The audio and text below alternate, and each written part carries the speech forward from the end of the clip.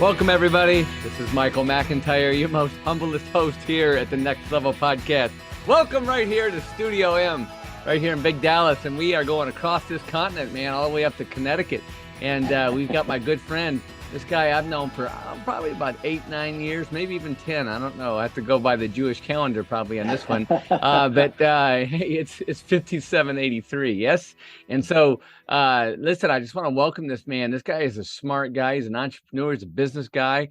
He loves Jesus. He's a musician. He's an amazing father, and he's an extraordinary businessman. And we're going to be excited to hear his story on what he's doing here in fintech, so to speak, kind of with options and stuff. And he's got this business he started that's just cranking out. And there's a lot of people making a lot of money with this man. So I just wanted to bring him on here to the Next Level Podcast because this guy is truly next level. I'd like to introduce to you my good friend, my brother in Christ, Sam Shooster. Welcome, Sam, to the Next Level Podcast, man. Thank you, Michael. Oh, it's a pleasure to be here. Yeah. Absolutely So a pleasure. Yeah. So I think we first go back, you and I, back to Upper Room Denver. I think it was like 2016, 2017, somewhere around there. Maybe even earlier than that, maybe even 2014. But I came in there and met you and your family. And also you were playing the drums at one time there in that church. I was quite a bit. So when you said I was a musician, I was like, oh yeah, I forgot about that. I remember the Holy Spirit shows me everything, Sam Shooster. Yes. Yes. And so at any rate, I got to know you and got to hang out with you, and we had some good times over at some friend's house there in Denver. And as Upper Room Denver was trying to get off the ground, so to speak, trying to leave the launch pad, if you will. And it was Denver's a strange place. I mean, it really is. I mean, it's a beautiful town. I love Colorado. I love the mountains, but there's some stuff going on there in Denver. Yeah. Yeah. Denver, it's a very interesting spiritual environment. Yeah, it is. And when you are plowing there, it sometimes feels like plowing cement. Yeah, I think Stacey and I went up there for a season and worked with you and Hats and some other people, and Jonathan Wield and some great people up there in Denver. And man, we had to get out the jackhammer, man, and get some plowing done, man. But look, yes. So you moved to Dallas, and then you hung out with us at Upper Room Dallas for a while, and you did some great things. I remember we put on some conferences. You were like the man of the hour. And I also, when you were in Denver, you started a franchise. You had a franchise deal going for a while, and you sold that. You got out of that, and so you've been through the gamut. Then you started getting into you working with this one company that was doing these real estate deals, and you were kind of a business coach in that aspect, were you not? I was. Yep. Was a business coach in that group for about 2 years. Coached, oh gosh, close to 50 entrepreneurs in those 2 years, which was unbelievable. It was. I remember one time, I think I was in the room with you when you were talking to one of the franchisees owners, man. And it's intense. I mean, because you guys, these people put a lot of money into this, and you were wanting them to win and help them out, and you did an amazing job with them. But that got pretty day in and day out, did it not? Oh, very much so. Yeah, very much so. That was a full-time gig for sure. And I very much missed the entrepreneurship, working on my own time. And yeah. And so so now you started this business, I guess, I don't know, how long ago did you start this business that you're in now? Yeah. I guess I launched the beta for my course back in, that was in February. Okay. February, March. Yeah. All right. So you've got this thing going, and because you and I have gotten to become friends and spend some time together. So tell me how you got into this business. And I know that your father had a big impact on you in this business, because listen, listeners, viewers, what you're about to hear from Sam Shooster is going to be some platinum, and some of you are going to get really blessed by this knowledge, because if you really want to make some money in the marketplace, and look, the markets are crazy right now, and they have been for a while, right? You know, one day they're up 500 points, next day they're down 1,000. But there's a way that you can modulate this and still make money in this deal, and that's what Sam's going to tell us in this options and puts. And I don't want to, I'm not I'm not in it. I'm on the outside of it. I know Brianna's taking your course, and I know several of my friends are making money at it too. Yeah. And that's why I wanted you on the Next Level podcast, because there's a lot of people that might have some money sitting around, but they're afraid to jump in the market because of the volatility. And I think this is a way to do that. But I want to first, Sam, tell us your history and how you got into this business. How do you know this business, and what is this business? Yes. Okay. So first, the story about me getting into it. I remember I was 18, and I joke, my dad never taught me how to use power tools, mow a lawn, anything like that. But as he did teach me how to make money in the stock market, and I will take that trade off every day, every day. Yes. So, well, yeah, when I was 18, well, actually a little bit of his background. So he was a partner in a family commercial real estate development company.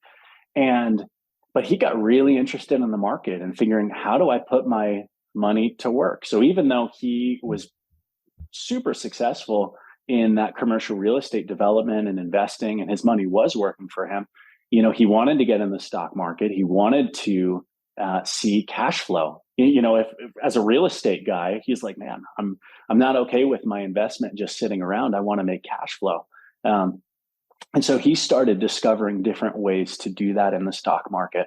And then when I was 18, I was very fortunate. I inherited some money that I was able to start trading with and start investing with. You'll hear both of those terms a little bit, investing and trading. But he taught me basically that you can sell options. And it's funny, if anyone knows about options that's listening to this, they'll immediately know, wow, selling options is the most risky thing you can do in the market, which can be true. But essentially, so I'm 34 now, and for the last 16 years, I've been using the strategies my dad taught me, really to make more money than anything else I've done. It's been consistent cash flow, whether the market's down or whether the market's up. Or whether the market's sideways, which 85% of the time, the market's just essentially doing not a whole lot. Yeah. I wish that was the case right now. Yeah, right. All right. So all right, I want to pause you here because you brainiacs like yourself, you start talking and it's like, what's he saying? All right. So, all right. So let's say, for, simplistic sake here, let's just say that I have, $100,000 sitting around.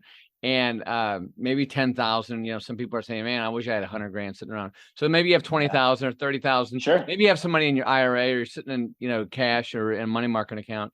And, they're afraid to go buy stocks. They buy Apple, they buy, Southwest Airlines, they buy American Airlines, they buy, Amazon, they buy Tesla, and all of a sudden the market jumps or it crashes, right? I mean, we're in a bear market technically right now. And so it's very, very volatile with the Fed going way up on the rates. And so let's say they have some money, but one of the things that I think is really cool that you have shown me in this process, because I've talked to some of the people that you've done this with, is they might have $40,000-$50,000 in it. It can vary on up to $500,000 or even more sitting around, and they can use that. And it's kind of like what your dad was saying. I wanted to get money off my investments and just instead of sitting around. And so you can buy stock, right? I've bought stock. I've made money. I've lost money in stocks, but it's not paying you anything until you sell it, until you take it out, right? Right. So the beautiful thing about what you're doing, Sam, my understanding is that, let's say I put that 100 grand in there, I could make an extra $3-4 grand a month just pulling it out and still keep that 100 grand safe, correct? Absolutely. Or even more than that. So that's what I think is really interesting on how this works. And so from your father teaching you, and you followed him all this time, and you did this, over the last, 15 years. And then all of, you've taken some of your money and you've really done well with it. And so what prompted you to start this business and teaching people this, the secrets of the options world, if you will, or selling or buying the options? Yeah, absolutely. So I think I had so many people start asking me, Sam, what are you doing in the markets? The markets are down. The markets are, unpredictable. How are you, what do you do? I remember a lot of people being like, Sam, you seem to have all this free time. I know you have businesses, but what are you doing? And I I said, well, this is what I'm doing in the market, and people would just go, oh, what on earth is that? And be like, well, I'd love to teach you, or start asking me to teach them. And I realized enough people were interested, enough people were sick and tired of either buy and hold and don't make money until you sell, or day trading, which 95% of day traders lose all their money. And I realized there was another way. And that other way solved a lot of people's problems. So good. And so you started this course, right? And yes. so you're kind of teaching people what you've known since you were 18 years old, right? Yes, exactly. Okay. And this is stuff that your father has taught you, and it's been proven successful. You've made money in this, and you're trading some big dollars now. And so, all right. So tell us what's the name of the company, or what's the name of the course? Absolutely. So the company is called The Simple Options.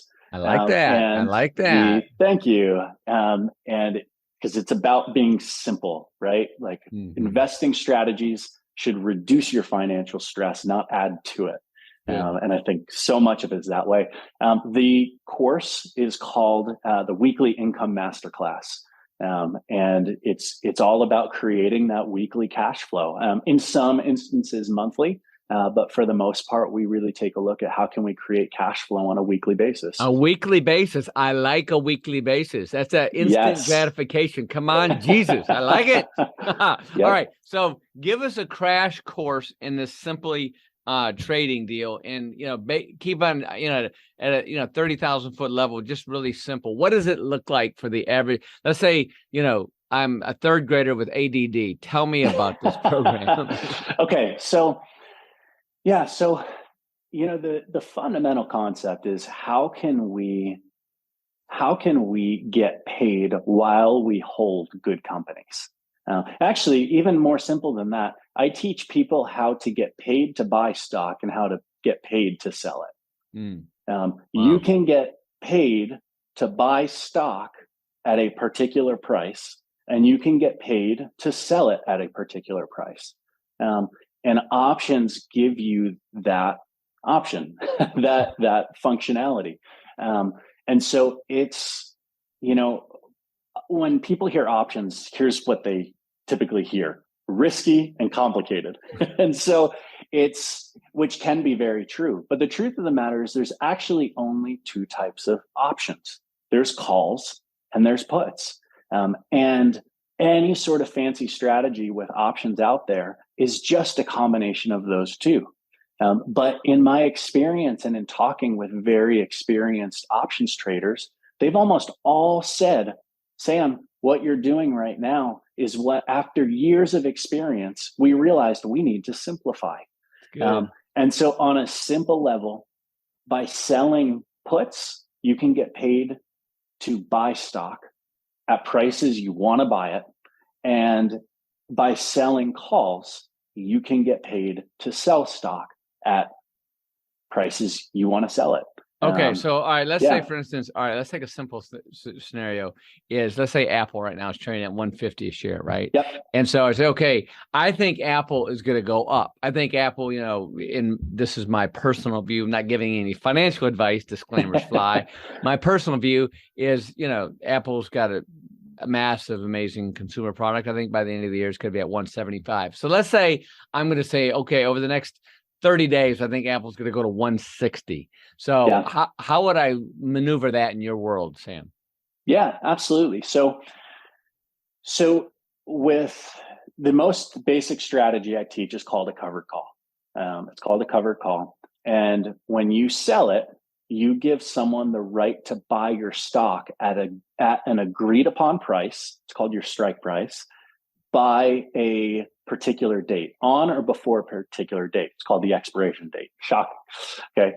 And so for you, if you said, I think it's going to go up to 160 by the end of the month, there's a couple different ways to go about it, but you could sell a call and get paid to sell it at 160 by the end of the month. And the beauty is you get paid whether or not the stock goes up to 160 or not. Wow. The downside is if it goes to 170, you sell at 160. And but I still make a little money. Exactly. I just don't make as much money as if I would have targeted. So it's a guesstimate of what my thinking is on what the future is going to hold for that stock. Exactly. And the beauty with a stock like Apple, and full disclosure, I do trade and am invested in Apple. I own shares of Apple. It offers weekly options. So if I'm worried about, okay, what sort of volatility is there going to be over the next, 20 trading days, right, or a month, I can shrink that down and say, you know what, I'm not going to guess that far out. I'm going to guess, I'm going to make an educated guess in the next 5 days. Okay. So you can do, all right. So let's say I say it's going to be 160 in the next 5 trading days, right? Yep. And it's at 150 now, but in the next 5 days, it's only at 155. Mm-hmm. Okay. And so I sold that call at 160, right? Yep. Or do I lose money at that point? No, actually. So you got paid what's called a premium, right? So when the person that bought the option from you, they paid you, let's just call it $1.50. That's probably pretty close, but $1.50. And so options always, this is important. Options always trade in contracts of 100 shares. Okay. Gotcha. So if you had 100 shares of Apple, you would need 100 shares of Apple to do this. Right. But so you get paid $150 for someone to have that right to buy it at 160. Well, here's the thing. If it doesn't go to 160, you keep that $150 and you keep your shares. Gotcha. That's so cool. All right. I love that. All right. So that sounds like a lot of fun. It is a lot of fun. All right. And so I guess the way to make big money, obviously, is to buy 1,000 shares of Apple if you can, right?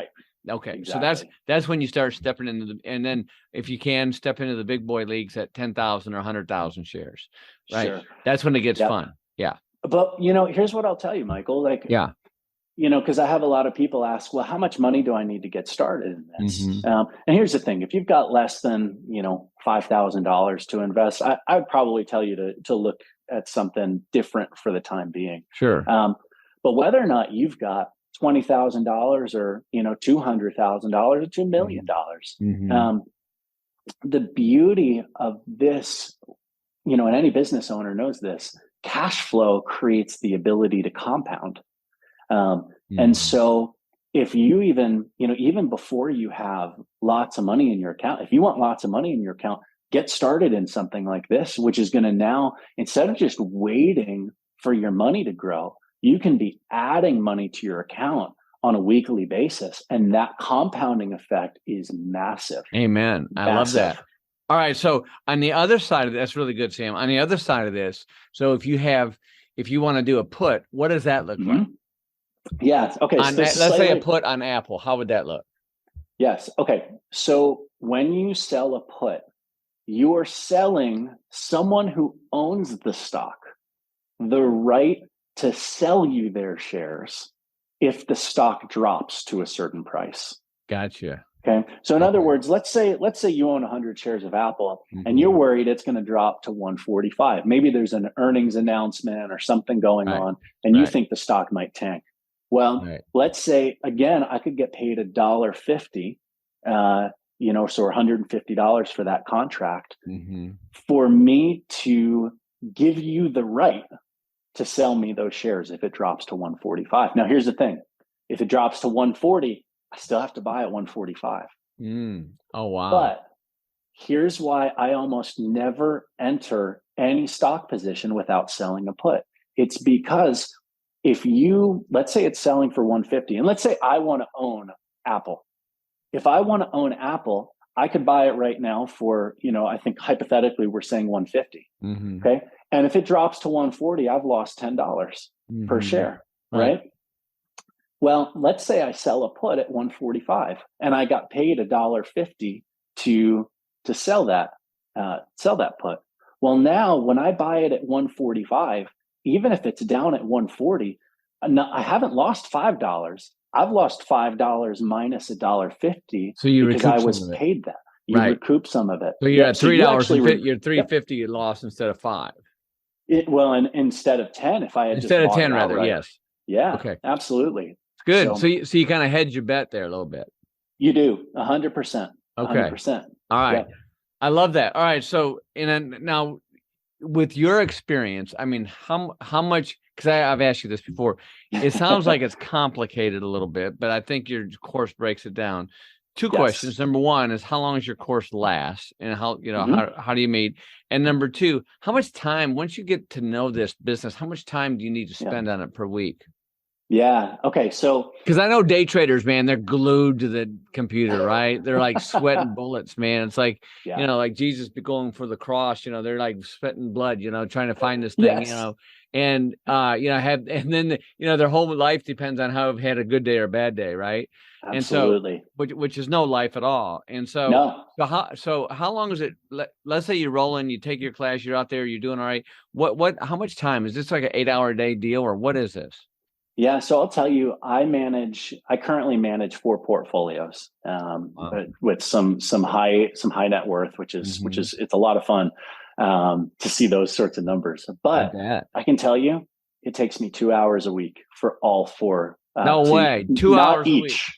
Not each. It takes me about 2 hours to execute on all 4 of those portfolios. Wow. That's amazing. All right. So this is free time. You have a lot of free time to worship Jesus and serve the Lord then. Yes, I do. Well, and and most of that time is going to building this business so I can teach other people. But I'll tell you, the biggest, I think for me, what I'm hoping for, so many people that have great jobs right now, even with inflation and just with rising costs of living, you can have a great job and still say, man, like this is money's still tight. And so I know people can't stop what they're doing in day trade. People can't stop what they're doing and just go get, a lot of people can't get a second job, or at least not one that's going to help, know. Instead, a lot of what I'm teaching is saying, this isn't going to take you a whole lot of time, but it can absolutely not only supplement your income, but really build wealth for the future. It's awesome. I love this. Okay. All right. So 2 hours a week, 2.5 hours a week, man, that's beautiful. And so you could, and so you're not obsessed. You're not in this, you're not, sitting in front of the screen all week, a couple hours a week, and you got this thing done. All right. So absolutely. All right. Tell us the name of your course and how does somebody look at it, and how long is it? Do you guys do this online? Is it in person? How do you do it?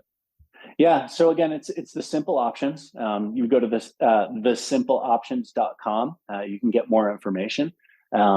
So there's 2 options let me say that differently. There's 2 offerings at the moment. Yes. So one is a group course. It's 6 weeks long. It's live lectures. Wow. So there's 6 live lectures that are anywhere from 60 to 90 minutes. And within that, okay, so actually, before I go there, so that's the group option. Okay. And then there's one-on-one mentoring. The one-on-one mentoring it's typically anywhere from 8 to 10 sessions. And it is, it's on your time. You have private access to me. We can go at your own pace, so that, if puts don't make sense, for instance, we can actually camp out there and go through a bunch of examples. Both of those offerings also allow you to live look in. I trade my accounts live on Mondays and Thursday mornings. Come on, man. I love that. And so you can actually come watch me trade 7 figures. So we can sit there and piggyback your trade, is what you're saying. You absolutely can. I love that. Absolutely. That's called proof in the pudding, baby. That's right. That's like, because a lot of people talk the talk, but they don't want anybody to watch them walk the walk, right? Yeah, so, absolutely. Sam, I love that you're letting people watch you walk the walk, man. I mean, I think that's listen, listeners, that's platinum right there. There's a platinum nugget right there, because that's walking it out. That's showing you. I'm sure that I love that. All right, so you got a 6-week course, and how often do you meet in that 6-week group course? Yeah, once a week. Week. It's recorded, so if someone misses a week, they can catch up. Yep. All right, and that's on Zoom, I presume. It is, right? Exactly. Okay. Yeah. All right, and exactly. So, all right, and generally, is it like 5 people in the course, 50 people in the course? How is it? And can the people ask questions during the course?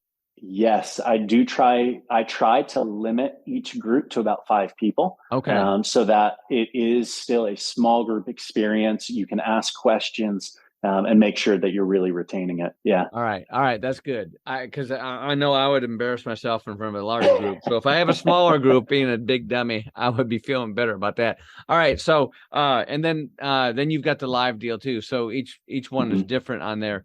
And how often are these rolling courses, or do you have new courses starting? Yeah. So new courses are starting in October. Nice. The date will be determined probably here in the next week or so, depending on Okay. signups. And I'm leaving a little bit of room, but second week of October is when we're looking to get the next group started. Okay. Yeah. And so they can go to simplyoptions.com and check it out. So it's thesimpleoptions.com. Thesimpleoptions.com. We'll put that in the show notes too. All right. That's really cool. So listeners, if you want to make some money in a market with lower risk, it's still risky, but it's not as risky. And it's something that your money's just not sitting there. It's actually paying you when it's done right. It's paying you. And I kind of like that. It's kind of like if you buy real estate, listen, it's nice to have a big house. It's nice to live in a nice house, but it's not paying me anything to live in this house, right? People say, well, your home value goes up. Well, that's really great for property taxes, but it doesn't pay me anything. So that's why you go out and buy real estate and have land and be a landlord, having that real estate. Not only you get the tax benefit, but then you also get paid, and you borrow the money and that's tax free. Then you get paid coming in. So that's the theory on this deal. Is that right, Sam? Yeah, absolutely. Absolutely. And it is saying, how can you create not only long-term value, but create cash flow in the meantime? I love that.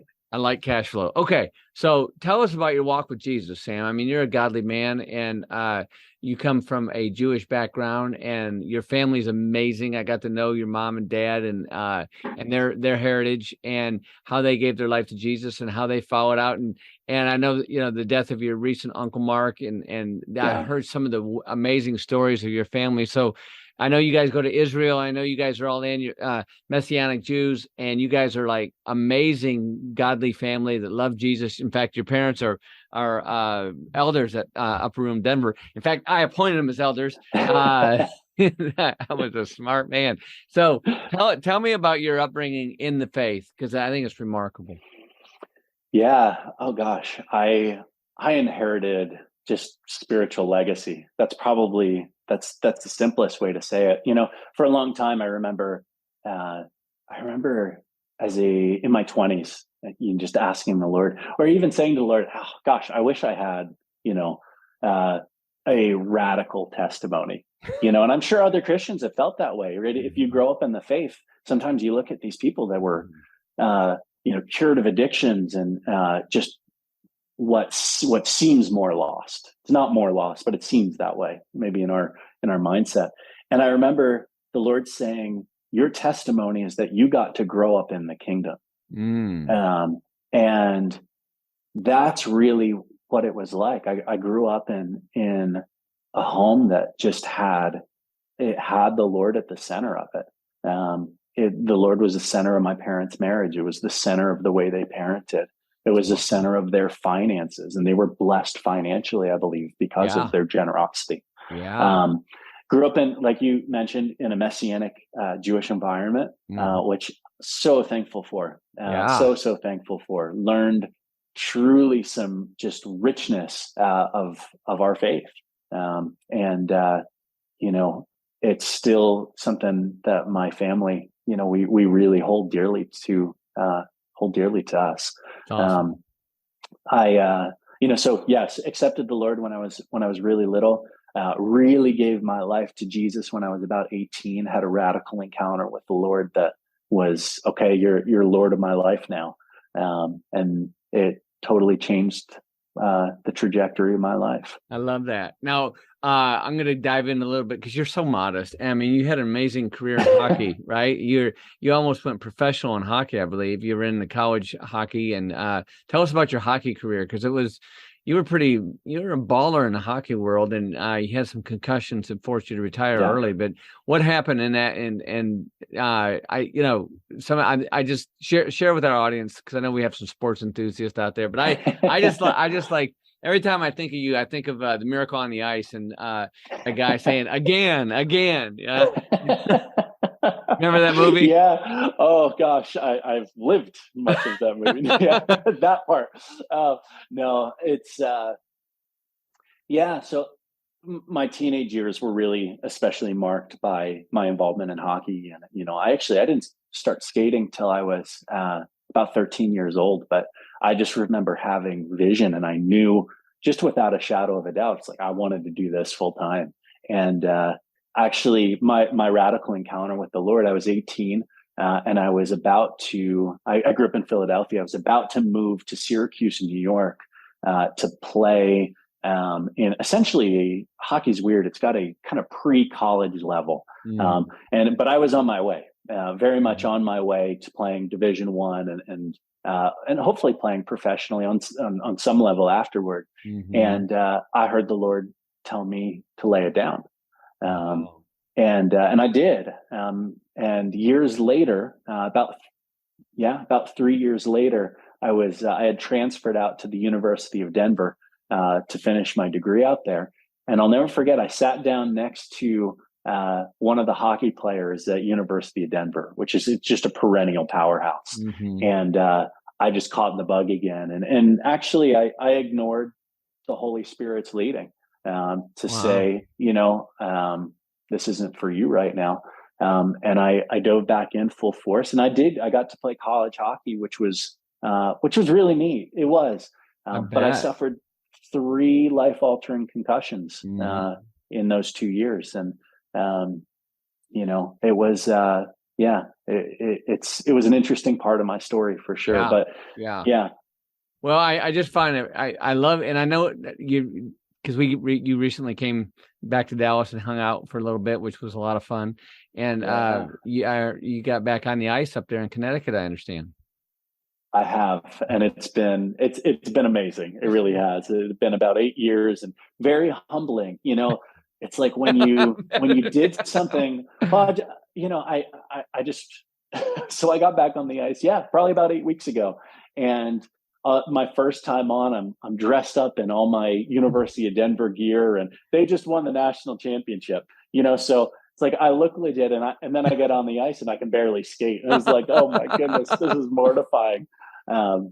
But I knew I needed to do it and get past the need to look good. Come on, bro. Well, you look buff. I noticed you've been lifting out. You look physically, you look amazing. You look better shape than I've ever seen you. But that hockey is an intense sport, man. I mean, it's like no joke. You always wonder why they're only on the ice for like 2 minutes at a time, because they're gassed after 2 minutes. Yes. Absolutely. Yeah. It's my coach. I'll never forget. We had 45-second shifts, 45 seconds. And then it was get off so someone else can get on. And it's intense. All right. So what's your favorite hockey movie, bro? Oh, it's still Miracle. Yeah. That movie gets me every time, man. I bawl my eyes out at the end. Absolutely. It's such a powerful movie, and some of those guys grew up in my hometown in Flint and around Michigan, And it's just, I was growing up, I loved playing hockey. I was wasn't like you at all. I was just, yard hockey, but because our side yard would freeze sometimes, but man, what a great sport. We used to go see the Flint Generals all the time. And my favorite part was when everybody fought and, beat the hell out of each other. That was a lot of fun, But man, it's so cool. So when you were playing hockey, was there some believers around you, or was it kind of desert, or what was it? For a long time, it very much was a desert. And I'm really thankful, actually, when I was at University of Denver, the Fellowship of Christian Athletes had a program that came onto campus, and there was a few of the hockey players that were involved. And that was a complete godsend. It really was. That's awesome. That's what. Yeah, I didn't know if hockey had, because I know football has really enriched in the spirit and with Jesus. I've got some friends that own some NFL teams, and they're really, they're just really. There's just a lot of God-fearing people and Jesus lovers and believers in that. I didn't know if hockey was entrenched with that or not. Yeah, not as much as football. It's a lot of kind of good old Canadian farm boys and Yeah. like very Right. honest people, but very much needs Christ. Yeah, amen. Amen. Well, I just want to give a shout out to Don and Kathy, your mom and dad. I just think they're amazing, and Stacy and I love them, and they've done such a great job with you and your sister, and just they're just amazing people. Your mother is just one big ball of energy, and I love that they came down here and hung out a little bit and fell in love with our dog and went out and got them a multi-poo as well. They got Yes, they I did. think the dog's name's Dash, right? Dash, yes. Dash. And I like the pictures. And anyways, your mom and dad are just wonderful people, and we love them. And they've raised a good son. And Sam, I'm proud of you, bro. I'm proud of you Thank stepping you. into the space. And the amazing thing that you do, Sam, is you show up big in his kingdom. You wear the Jesus jersey so well, bro. And you've got a heart for Jesus and a heart for other people, and you love to see other people win, and that's what I like. You've got that heart of Jesus. So listen, ladies, gentlemen, brothers and sisters of Christ, hey, believers, non-believers, you want to make some money, honey? It's time to get over yourself, Rover, and get on the simple options. Thank you. The simple options. Yes.